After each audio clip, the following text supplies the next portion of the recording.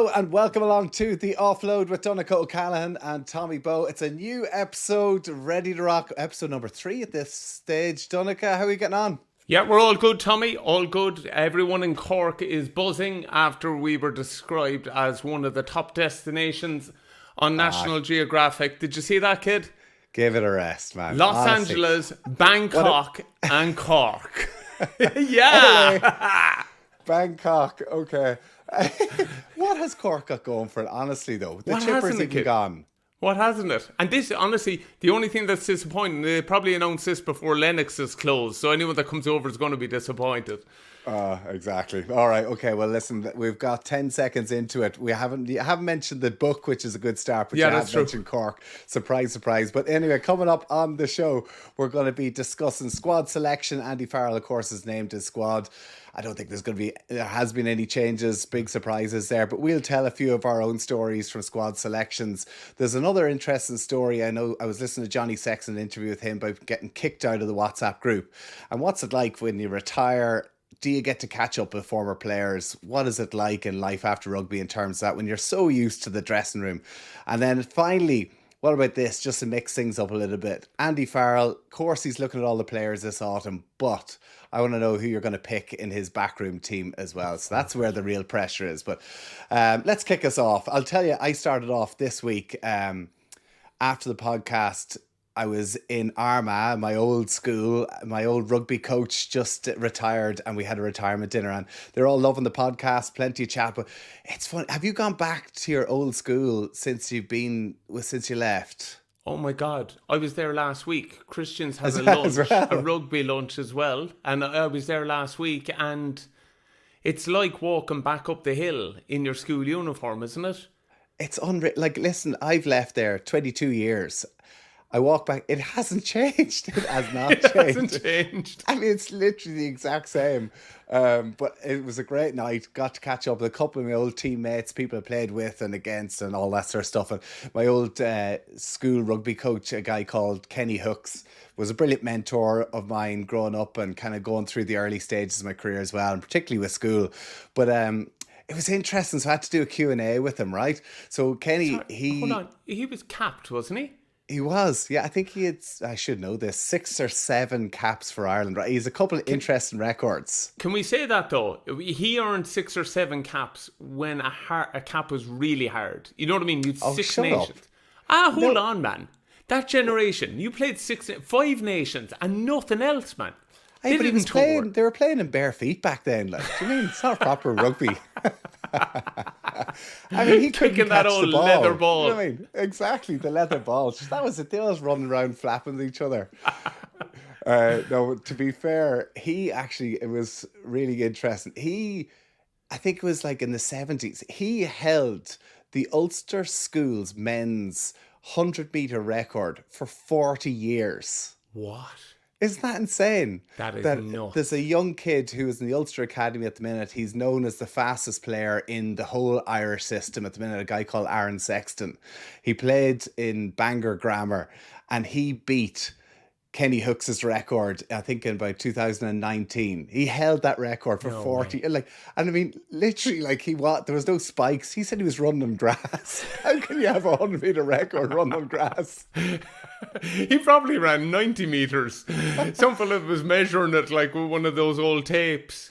I can't believe I'm absolutely slagging him off here again tonight. But that's something else, isn't it? It's mad. But you know on that, I bet you your man's probably half related in some way. There's nothing like family going after your record. If you know what I mean. I know Doug Howlett holds the record for the 100 metres, I think maybe in New Zealand. Does he? But if not, definitely Auckland. I should do my fact checking on this. But his son, Charles, is so close to breaking it. And Monique put up a video there of Charles coming like milliseconds from it. And he's devastated. And there's Howlett, as if he's just scored an unbelievable goal, holding on to the record. Oh, you'd be gutted if your son beat you though, wouldn't you? It'd be the worst. Hey, did you ever run the 100 metres? No, 100, long distance for me only. I genuinely, Tommy, come on, don't even start. Don't even try to make this claim. Can I tell you something? My kids go running in Leevale every Tuesday night. And Donny Walsh is the running coach there. He ran for Ireland. He ran in the marathon in the Munich Olympics. Oh no, when was it? 72, I think, in Munich. Right. So an incredible athlete of his time, but like Cork yourself. legend. Yeah. But I remember I fell in and I don't mind falling in there, Donny. He was there, you're not going running, are you? And I was there, yeah, I'm going to try to. He was there, are you codding me? You couldn't keep up. but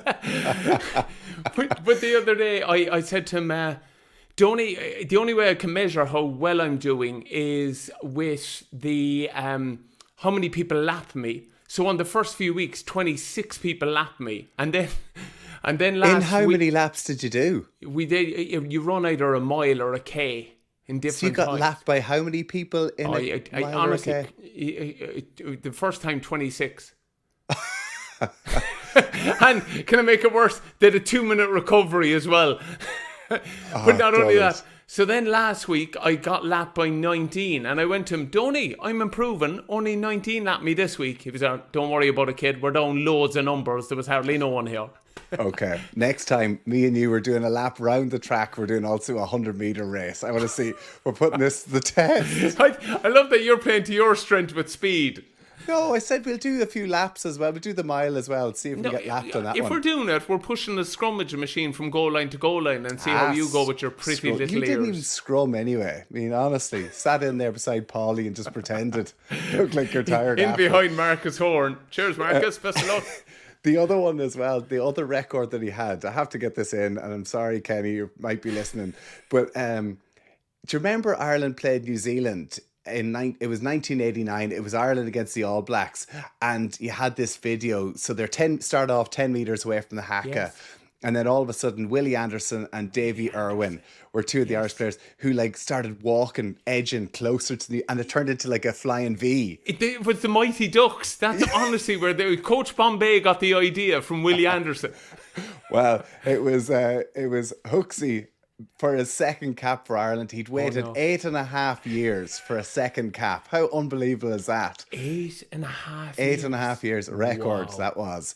Until Bob Casey took it, actually, I gather. There you have it. No way, but, good on if you watch that video, it's so funny. You see the two lads right up into Buck Shelford's face and screaming, and then you just see all the wingers and the backs in the corner going, lads, no, we didn't say we were doing this in the warm-up. Come on, let's kick this. Willie, retreat, Willie. Willie in his head thought it was going to be a perfect line. In the end, it was the ultimate V of his own lads going, you're on your own here, fella.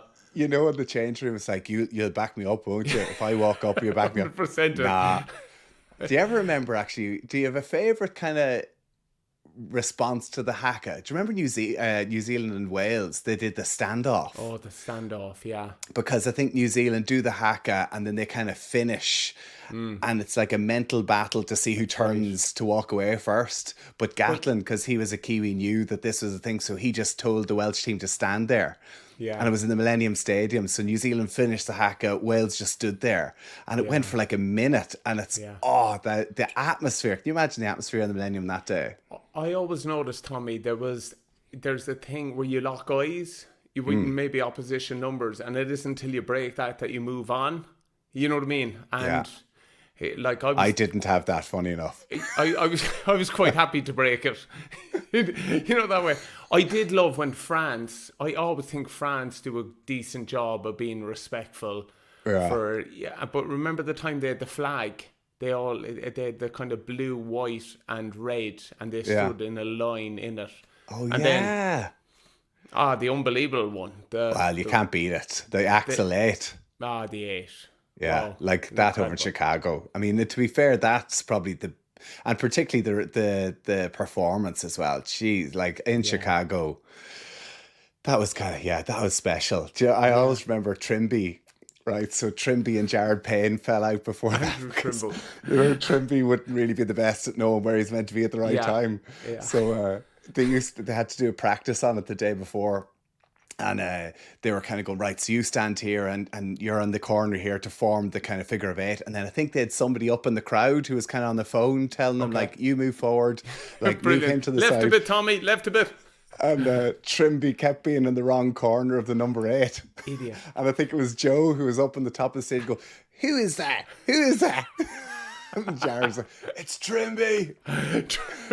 Trimble making it look like a fell bee. out with him. He fell out with him over it like himself. He wouldn't talk. Shut up, Pinner, will you? And like wouldn't talk to him over it. But that was epic. I must say that Munster one, I was lucky enough to be at that game, Munster versus the All Black, which is on the cards only a few weeks away from it, where Rua Topoki, Leamy Maffey, Jeremy Manning and Doug Howlett performed a Haka before the All Blacks Haka. And it was the most incredible thing I've ever been at in my life.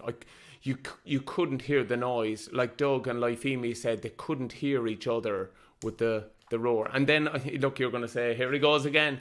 But I love that you couldn't hear, honestly, you couldn't hear a pin drop for the All Blacks performing it. I was like, it went from this wave of... But Rua ran it by the All Blacks beforehand to make sure. Did he, yeah? It was epic. And I mean, it was 3 Kiwis doing it, but that's what they do in school. You know, that's kind of... That's the challenge that they lay down, isn't it? Well, that's what, not just in it, but 2005, remember where Drico got ragdolled by the 2 lads? I know. He threw like a piece of grass or something at them? But to be fair to Clive Woodward, he went off and learned the proper way to respect it. And I think within Maori culture, that was the way to do it. Right. The only problem he had was he didn't tip off the All Blacks.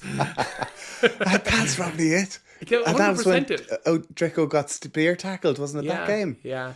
But do you remember, it was like you take your youngest warrior, which was Dwayne Peel on the day. So Dwayne Peel is, I think Dwayne Peel is sitting there with a sacrificial leaf. Lamb. Or a feather or something really rubbish. Imagine them squaring it off with Peely. Dwayne, we want you to go out there against the All Blacks. Before we get going, will you bring out this feather? I was as if being the youngest on the Lions tour, having to carry that teddy everywhere is the worst thing to do. Like, and all the lads keep stealing it on you, and it's like, lads saying, you know where Bill is, and it's like, Billy. It was like Stuart Hogg with us. It's literally fine after fine after fine because everyone's stitching him up, hiding the teddy. Very good, very good. Anyway, listen, Hooksy, it was a great night. Thanks so much. Congratulations on all my support, coaching me through school. But sorry for bagging you on the show. You've absolutely nailed him, Tommy. Good on you. Here, let's move on to the first topic, of course. It is squad selection. For Andy Farrell going into the autumn, no real surprises, was there? There was no real surprises, you're right. One thing that I took away from it, though, a big thing for me on it, I love the loyalty, Tommy. I love the loyalty. Yeah. I love that. It would have been so easy there to nearly even feed the machines of dropping a few lads out of it that haven't been playing or even... But you know it as a player, when a coach backs you like that and doesn't the likes of Pete and stuff, you mean? Like, kind of like it could be... like we don't know if he was fit or not, but it's pretty much been named as saying, no, he's fit. He's a big part of the squad and we're not going to write him off. And like, what a boost of confidence that must be for Pete. And for a number of players, like you say. And not only that, Tommy, you know of being in squads, you appreciate that loyalty shown to others. So you're looking at Andy doing that, saying, that'll be me in time. You know what I mean? If I'm lucky enough to earn this respect, this man will mirror it. Because you're right, like Pete played 25 minutes against the Ospreys. So, like, he definitely is undercooked when it comes to rugby. Yeah. But it's like Andy's saying, I know what you're all about, fella. You know what I mean? I know that I can have a look at it. And it would have been a nice one. Like, if you think about it, they have moved the captaincy on. And if you remember, he left Pete out again for the second test. So, you know what I mean? Like, if you're outside the circles, you could think this is the start of he falling away. Whereas I love that he's wrapped him up and he's looked after him straight away. And he knows that in that Irish environment, like, they can speed him through, like, intense fitness. Like, if they need a back rower and they need somebody to do a big job going towards the end of that 4-test series... Like, you know, Pete to be able to pull out a couple of big performances for you. But the way some of the other back rowers are, like, I mean, we're spoiled for choice in that back row position. So it's easy to kind of take Pete, who's a good guy, who can drive the standards, who, you know, he knows is a real senior player within the squad. So it's a win-win for Andy, to be fair. Like, it would have caused more chaos if he had dropped somebody like a Pete. Of course. You know, but the thing is, a talking point for them. thing is, what I think, Tommy, is he is ruthless as well. So if he does need to knife Pete, he'll do it. Yeah. But at least he hasn't made this, you know what I mean, a story, or you know what I mean. I think you're right. It was probably something I didn't value. He sees that bringing Pete into camp, even if he's within camp, and you bring some of these younger players like Cormac and all these guys around him, like the knowledge of learning that he can just speed up. Yeah. And just by actually stepping in and helping them out. Big time. He drives the standards. That's what Pete does. And even if it's just around the change room. Like, it even brings me to the other talking point as well that was in the paper this week as well. The Times, Jerry Thornley had it, the IRFU have contacted Johnny. So Johnny's back. Well, I don't know whether he is back. He's obviously trying to pursue the business career at the minute. But do you think... Are you sure they weren't looking for his brother in Connacht? Imagine if Johnny picked up the wrong... No, we're looking for your brother. He's doing a great job in Connacht. Well, he is doing a pretty good job, to be fair. But, like, having, again, that intellectual, like it's like when Paulie stepped away from whatever. When you have a player of that standard, of that, like Johnny would be able to recount a play that we did 23 minutes into a game back in 2010. Do you know what I mean? Like his intellectual ability, his memory for stuff was just unbelievable. And you don't really want to let a player go. Do you? Like, I mean, listen, congratulations for him going off to find business and for me and you stepping away and trying something different. But they were never too keen to try and keep a hold of us. No, they weren't. They have to keep somebody like a Tell Johnny. the truth, Tommy. They were dead right. They were dead right. But you're right. I felt that from the off. Of course, you want to wish a fella the very best of luck. But there's too much intellect. There's too much in him. Even away from the rugby intelligence. He knows how to verbalizing is poor for me. Well, like if you think, I think I know it. Like even like the clutch moments, the crunch moments, even the preparation. His book was unbelievable insight into that. Like if you have a Sam Prendergast, Kieran Frawley, Jack Crowley, like they're three young tens. Yeah. There's a lot of pressure on those boys. Having somebody like Johnny there just to give them a few little tips, that's invaluable. 100%. And you don't even need to be an out half for that. If you're young Craig Casey, if you're anyone around him, like honestly, he's a swan. Like everything he does, you know what I mean? It's like, and I always notice if you put people around guys like that, they either sink or swim. You know what I mean? You know that you have a good egg if they can nearly tolerate and put up with someone like him. Do you know what they're missing though? Go on. Front of the bus, bit of crack. Dunners, you're getting the call. Bus. Do you know ain't what? Much good for anything else, but front of the bus, get him on the front bike, of the bus, get the lads up for a few songs. If we're looking at bringing in ex-players to be specialists in certain areas, I'll be honest with you, there's an area I'm pissed off with them over. Why don't I go to Portugal? That trip to Portugal, they all come back pasty white. You know what I mean? Who's got a talent technique like no other, Tommy? Exactly. Budgie smugglers, the Speedos are on. You know what I mean? The 6-minute rotation so that you don't have any streaky bits. Now, to be fair, Stringer be a good man for that too. He loved the sunbed out in the sun. He'd never warm leave weather the gym. trip. He was out there. Yeah, never out of the gym. The open gym.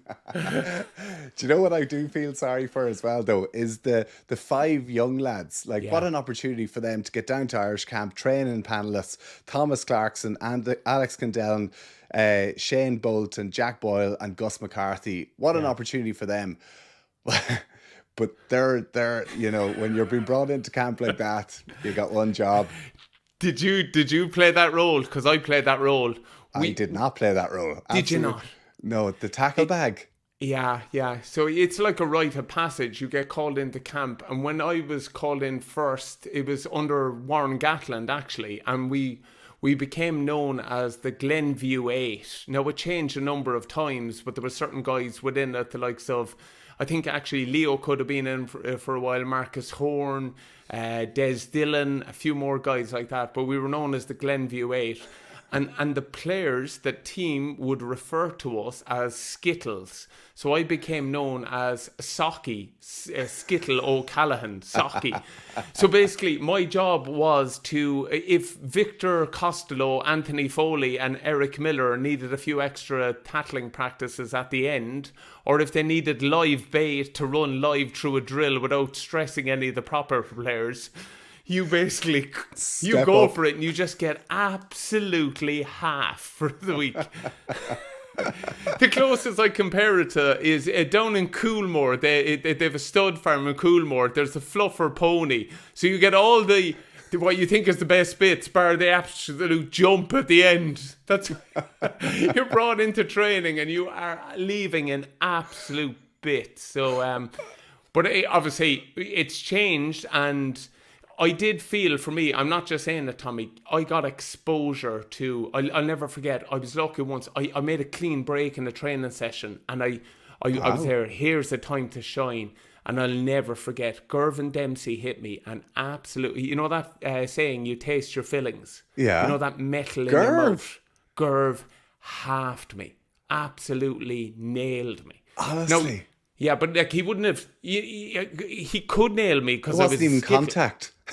Full on contact. He ran me, and I'll never forget it. Just kind of going like it was good exposure to the level. So I think they rate these 5 as well. I wouldn't roll them totally out of being involved within it. But that's the dream. Like, do you remember getting picked for your first Ireland camp?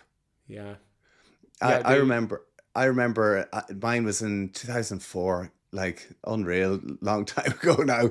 But I remember I was playing for Ulster. I was only 20. Only got maybe 5-6 caps for Ulster at the time. And we were doing one of those squad signing sessions. And at that stage, you know, Ulster, we didn't have a huge amount of fans, and nobody knew who we were. So we did like, it was a family fun day, and then all the people lined up to get their autographs. And Humph, who was the big superstar at the stage, and Andy Ward maybe, and so they had big queue of people with they had their Sharpies there to sign. I literally was on my own, like, you know, you're just standing there just looking around. Anyone wanted something signed? With your dad beside you going, isn't this great? It's honestly. But then this camera crew just turns up out of nowhere, camera front of my face. I'd love to actually see this footage. And I said, Tommy, congratulations! How do you feel? You've been selected for the first Irish camp. I mean, I was like, I didn't even know there was a camp on. So I'd love to see that. And I remember I was like, was it? Have I? Wasn't expecting that. And then I looked at my phone and I must have had about 10 missed calls from my dad, but I had no credit in my phone, so I couldn't ring him back. So I tried to reverse the charges on my mobile phone, and I couldn't. And there was no Wi-Fi call then, so I literally had to borrow one of the lads' phones to ring my dad. He goes, "You're picked." But oh wow, it's a special time, and I'll never forget the amount of messages from people in Monaghan, from people in school, because like, you get picked for a number of Ireland squads, and it just becomes the usual then, and that's amazing honour every time. But the first time, like first time you play for Ireland, the first camp, like, that's special. And for those 5 young fellas to get down to camp, to get the kit bag with your initials on it or your name on it, like, you'll never forget that. That is just the most special time you'll ever have. Yeah, it is. It's great. They want to have eyes in the back of their head though as well. There's camp rules that you need to get up to speed with quite quickly. When I came into camp like that, I'll never forget, there was table tennis in the room, and Keith Wood came over and he was just being pure nice to me. He was there, how are you doing, Keith Wood? I was there like, you know what I mean? Rugby god, you don't need to introduce yourself to me. Hero, yeah. Yeah, and he was there, how's Ulton? He was asking me about my brother, and just all this. And then he just started hitting the ball over on the table tennis table. And all of a sudden, he started keeping score. So he was there 1-0, 2-0, 3-0. And I didn't know that rule in camp. Red ass. But if you go, the rule back then was, if you lost 11-0 to 0, you had to get out of the bus at the end of the Glenview Hill and run naked up to your room. And honestly, he was on 10-0 and he double faulted. He hit the net. Lads came out of the woodwork on like 9-0. They were like, "Here we go, we've got a fresh fish." I was there. That happened to me in New Zealand. I got nilled. And I had to run naked. I think Trimby or Barry, somebody. We had to do a lap of the hotel naked in the evening time. I forgot. They hardly do that anymore. For that. Mobile phones, you can't be doing that anymore. You can't be doing that, thank God. I'm sure those days are definitely A couple of the young fellas are listening to this now going, get the table tennis lads. They're ringing Andy. Do you know what, Andy? I'm grand. I leave off the camp. Tommy, I'll never forget your first cap. You got your first cap against America with Leamy. Leamy, yeah. I'll never forget it. I hate you, Bowe. Leamy hated you. You couldn't get more opposites. You're quite outgoing and positive, whereas Leamy is down the line. Just keep all the chat to a bare minimum. But I'll never forget. I hate you. Do you know what I got a good laugh out of? It was your first time ever realising that after a function, there was a free bar. I'll never forget, you lit up, you came back, you were there. There's a free bar. And all the lads were like, yeah, it's the after-match function. And then you just kept handing out these drinks. I think they were like Black Russians or like baby Guinnesses or something. That was back at the hotel. That was like, this was Dunners. This was a forfeit back and then that you had to drink down a drink bought for you by every single player of the squad. Yeah. So me and Leamy, it was our first caps. I was 20, he was 23 or 4, and you Munster lads were out to hammer him.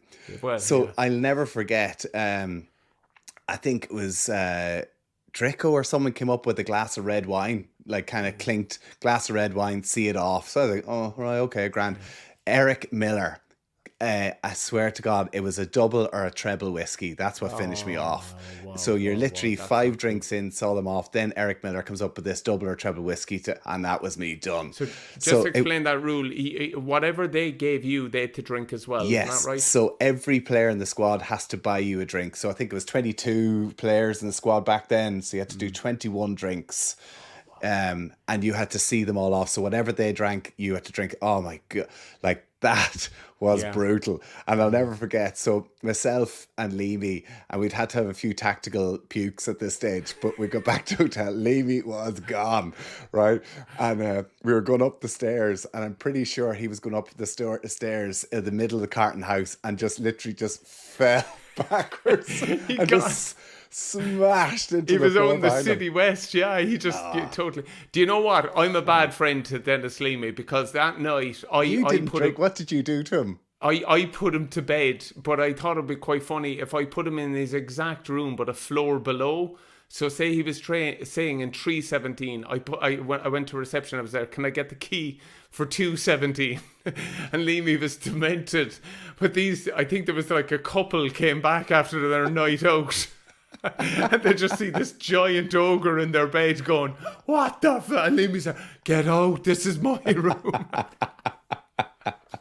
Good times. There are good times. Oh man, that was such a night. I still dread that, but I don't know if they get to do that anymore, but that was brutal. I actually think I remember that you drink a glass, because you don't drink, so you buy a glass of Coke and get them a red wine. Do you? No, I didn't. Do you know what? I kind of it? learned to respect that rule because I got my first cap in Wales. Yeah. And you're right, it's not even your own teammates, past the internationals, and everyone will come up to have a drink with you. And then I explained that I didn't drink, and they were like, fair play to you, best of luck, and have a great career. And they would neck both of them.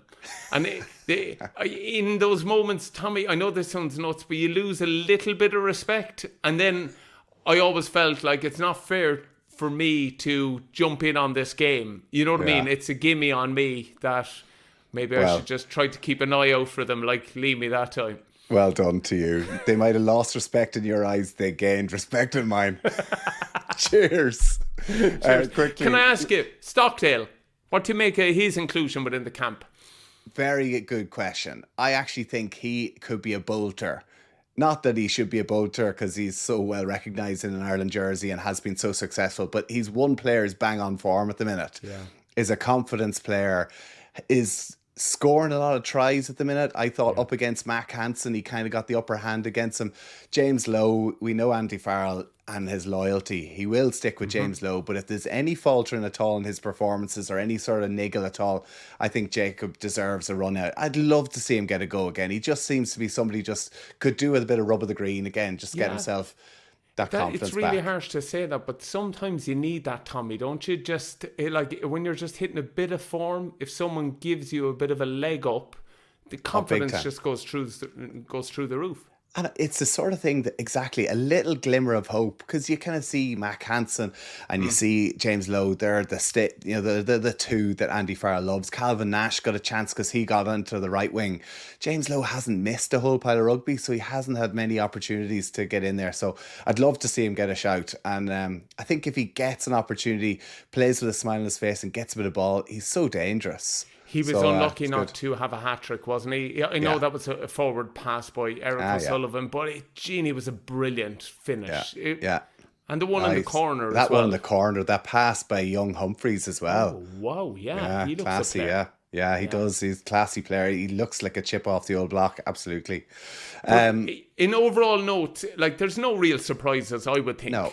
Anyone you keep an eye out, like, interested to see Sam Prendergast, be interested to see if he gets a nod. This Cormac Izuchukwu as well, back rower, second row, he is one to watch out for. I agree. I saw the Ulster back rower. He's actually from Offaly, I think, but he is serious talent, powerful, big and strong. So he probably came on everyone's radar in that Leinster game last year, when he bounced. Yeah, to be fair, no, I don't mean to be harsh, but Ulster underperformed and he was a standout player. You know what I mean? Which even, you're kind of going, when you're around the pack that are getting handed their ass like that and you can perform quite well. I think he's put on a bit of size. He looks like he's kind of, I hate to say it, but nearly filling out. You know what I mean? He looks like he's getting the benefit from training years and stuff like that. Yeah.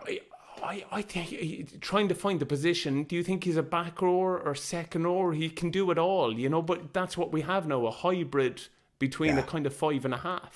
Ulster kind of need him as a back rower, I think, to be able to ball carry. But the problem is, as you say, if he's going to play back row, he's a 6, and you said it last week. That's a tough position because you spend most of your time doing the dirty work around there. So it'd be interesting to see. Anyone else stand out for you? I'm going on back to the Sam Prendergast one because I think that's really interesting. I think that utility back is going to be of massive interest. Like, who do you go with? Osborne or Frawley. Yeah. That's how you go. You don't think there's any chance if you went with him as a 10 and you could use someone like Osborne? Well, you could. Like who? Sam Prendergast go with is Sam a 10. Prendergast, and then if you have Osborne, you cover 12. You can shift around 13 a little bit. You can play 15. But then again, Frawley gives you the added advantage of being the 10, But you got to think, Crowley's going to get given the shout, given the start. Yeah. I just think going into the first game, Andy's going to back the guys who he's trusted again, But it'd be interesting. It's a shame Frawley's picked up that knock. I'm not too sure what his position's what he's going to be like going into that. But I think between him and Crowley's going to be really interesting. So it's good. Like, there's a couple of great matches coming up. I think it's going to be really interesting to see what way Ireland shapes the next couple of weeks. Looking forward to it. Go on. Well, let's move on. We want to talk quickly. Just Johnny Sexton. Do you still keep up? Like, actually, Johnny talking about being kicked out of the WhatsApp group. It's one of my things. I don't get to see the Ulster lads as much as I'd like to, even the Irish lads, and it's sad because you've spent such good times with these guys. And I just saw a newspaper article during the week about this group of lads who have a Thursday club. They meet every Thursday for 56 years. 56 years. How unreal is that? But like, if you think of the memories that you've had as a group in that change room, like, we shouldn't be making excuses to not meet up. And I know we're busy and I'm as bad as anyone, but it's a shame. But it made me think, did you guys had a Thursday club? Is that still going? Yeah, we used to have a Thursday club when we played. So basically, the demands, Tommy, and you don't want to sound soft, but like, cooking every night of the week was a bit of a pain in the ass. So the kind of Cork crew started running a Thursday club every Thursday at 6 o'clock. we'd pick a place to go and eat. And normally it was in Douglas and Eco's, but then every now and again we'd pick somewhere that was, because it was really kind of healthy food, but then you'd have an occasional, a nice dinner somewhere and not be too fussy about it. But he was religious about being there.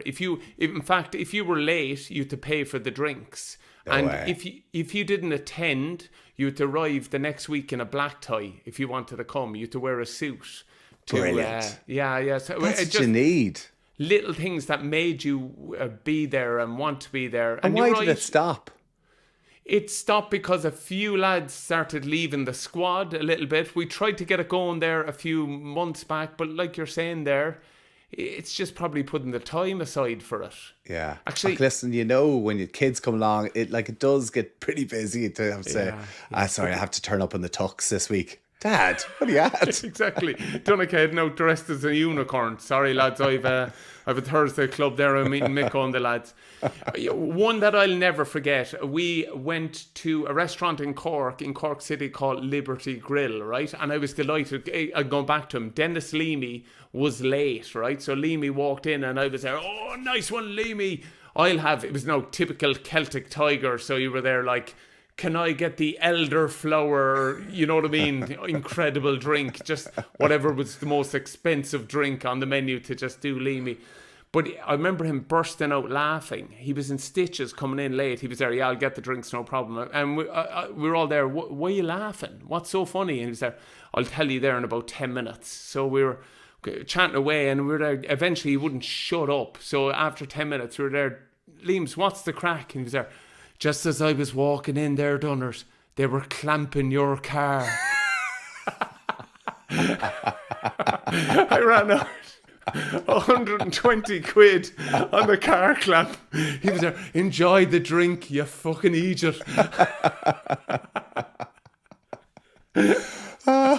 Money well spent. Yeah, absolutely. But they were the kind of, the crack. It's those little things that kind of make bonds, and you know what I mean. Just give a story for the rest of the week. So, oh man, I do miss that. I really miss that. We had a catch up there a few weeks ago. A couple of lads, must be about 15 of the old Ulster lads. And it's like you click back into it again. And we're like, we must do this now twice a month. We're going to do it. Hasn't happened since. Yeah. And do you know what I actually think it's a bad thing for it? WhatsApp. Because you chat on WhatsApp, you think you're keeping in touch, but there's no real depth to it. If you know what I mean. There's like just throwing in a WhatsApp group, happy birthday, Tommy, have a great one. You know, like as opposed to making an effort. Let's make a little promise to ourselves that we try to catch up with the lads. Okay, well, we'll try and keep catching up on a Thursday to talk about this as well. We'll just invite a few of the lads in to join us. Here we go. Right, let's finish it off. We'll talk about Lions because we're talking Andy Farrell. He's going to be keeping an eye on his squad. And he's going to be keeping an eye on the players, obviously, with the Lions at the end of the year. But coaching-wise... Oh, yes. I don't know when he picks the coaches, but I just thought, like, he's obviously going to be keeping an eye, probably touching base, chatting to them, whatever else. Are there any coaches or any team that you think that, like, for instance, like forwards coach, who do you think... Yeah, will he take a Paul O'Connell? Do you know what? He 100% could. He knows what he has in Paulie. But one thing I found, right? Sorry, I don't mean to sound big-headed, but when you're on a Lions tour, it is great to have a familiar voice that you can go to. Like when I went in 2005, I found it incredibly handy that Eddie O'Sullivan was on the coaching ticket. Because I could go to him kind of going, where do I stand in this? And he could just be completely honest. And he was there like, you're not even in the equation. Like, you're heading down the South Island, fella. We're staying up here with Johnny and the lads. No, but did every coach not go on that New Zealand one? There was a lot, to be fair, but there was good... that's what I think is important. I know we look at it with green glasses, but I think... To be fair, there is high quality within the other countries, and if you don't actually allow them and put yourself out of your comfort zone as well to be challenged, you know what I mean? Like, I'm just going to pick Steve Borthwick, obviously a forward-orientated English coach. Would you bring someone like him in the fold? Like, you would like to think that he would challenge Andy Farrell about selection, or he would, but he's a forward. He's the head coach. of England. He's not going to go, but I know what you mean. But this is the thing that I think Lancaster has changed. So you're saying, would they not go for it because it's an ego dent if they're Andy's assistant coach? But it's the Lions. But he wouldn't be he's with England. I know, but you could.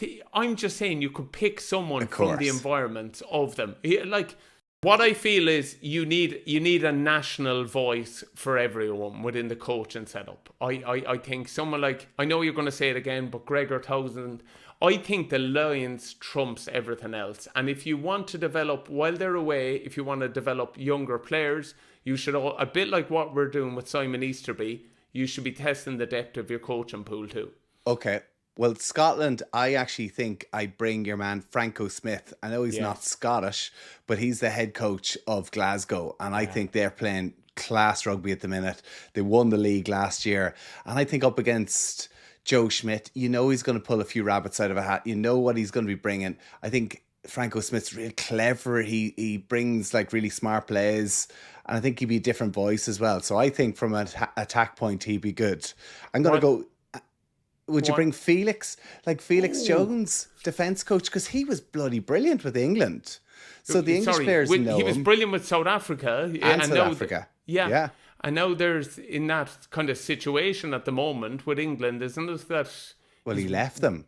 Well, he's working from home, isn't that? Yeah. They haven't kind of finished out that contract. Yeah. Oh, I thought he'd left completely, right? So it's kind of working from home. Trying to get it to an end. We need to give Felix a shout to beauty. But I think that's not a bad call. You know what I mean? There's someone that could come into an environment. You know it as well, Tommy. You at that level, you can't bluff it. No, totally. You need the best in business that will challenge people, and also when you go on a Lions tour, you want to learn. I know this sounds nuts, but you mightn't have actually, I know it sounds crazy, you mightn't have been challenged and learned in maybe 2-3 years. Yeah. But you need to actually be pushed into another kind of, kind of environment for improvement. Okay. Well, then I'm thinking, because I'm trying to think of a Welsh coach here as well. What about Jonathan Humphreys? Do you know much about him? Like he was with Scotland for a while as well. Forwards coach with Wales. Yeah. Would he make a forwards coach for us? Well, yeah. And then Paulie from Ireland. Lineouts. There you go. You're mad for Paulie to go, aren't you? Andy Farrell, your job is done. Well, you have to bring Neil Jenkins. Who else is going to do the kicking tea? Johnny Sexton. Never leave home without him. It's Mark Sexton is going on the lines. It doesn't matter. It's like Rala. You have to have Rala there. You have to have Jenks there. Jenks is just such a legend of the game. Can't leave home without him. Of course. Same with Bobby. Paul Stringent. Yeah. What a legend. But isn't it? Because we were lucky to have Craig White. So we're chatting about strength and conditioning players. But there's another area. I think you do need guys that people can kind of go, I know Whitey here, or I know Bobby, and I trust them. You know, maybe. Well, it is when you go on these tours, you do need to have someone you trust, because you're like, it's the best of the best. It's the best of the 4 countries coming together. It's pretty brutal. Like, you are literally putting everything on the line. So having somebody who'll give it to you straight, tell you where you stand is kind of nice, I suppose. Yeah, you're right. Can we both? Can you just give a bit of experience on this? Because I never saw training like it in my life. Like in 2009, I reckon I was the fittest I ever was. We'd won the Grand Slam. With the Ospreys, we had a great season. Yeah. I'll never forget that first week of training in Pennyhill Park in London. I was as fit as I've ever been, and that first 2 days I was going down the stairs on my arse, my legs. I was in bits. The intensity is just up to a different level. I'll never forget it. Like, this harsh thing to say, but it's all cream, isn't it? There's no drop balls. The standard is at a different level. Like, it is. It's actually remarkable. I remember being in one of the training sessions going, this is breakneck stuff. Yeah. Like, this is even like... But you love it, though. It brings out the best in you. 100% it. But it actually also shows as well, Tommy, that there's more in you, isn't there? The ceiling's always higher than you actually really think. Big time. Big time. Yeah. No, it's oh God, I loved it. Like that Lions 09. And it's the best experience of my career, definitely. So here, who are we agreeing on then? Who we bringing on? I think Felix is a good shout. Personally, I'd like Paulie to stay at home. I'd like him to be with the Irish squad. I hope doesn't shoot him in the foot, but that's me being a little bit selfish. But I know if I was Andy Farrell, part of me says have a voice from everywhere, but it is the Lions, so bring best in show. And if you're bringing best in show, you're bringing Paul O'Connell over Steve Borthwick any day of the week. Job's a good one. Stick to what we know. Listen, Dunners, happy days. That's loads to discuss. Of course, next week we're going to be looking ahead to the first. We reckon. Well, we've one more match. The lads are going to be in Portugal next week. We'll talk about Tannin over in Portugal, and we look ahead to the All Internationals. And jobs is sorted. I'm there for you. If you need a rotation on the old sunbender, I've got your back. Get in touch, send us in your messages as always. Check us out on the Offload_podcast on Instagram. And let us know what you think. Check it out. Make sure to subscribe. And we want to hear from you. Send through your messages. Are you enjoying the podcast? What else would you like to hear on it? But definitely we're enjoying it. The Thursday Club. There we go. Good on you, Tommy. Good man, Dunners.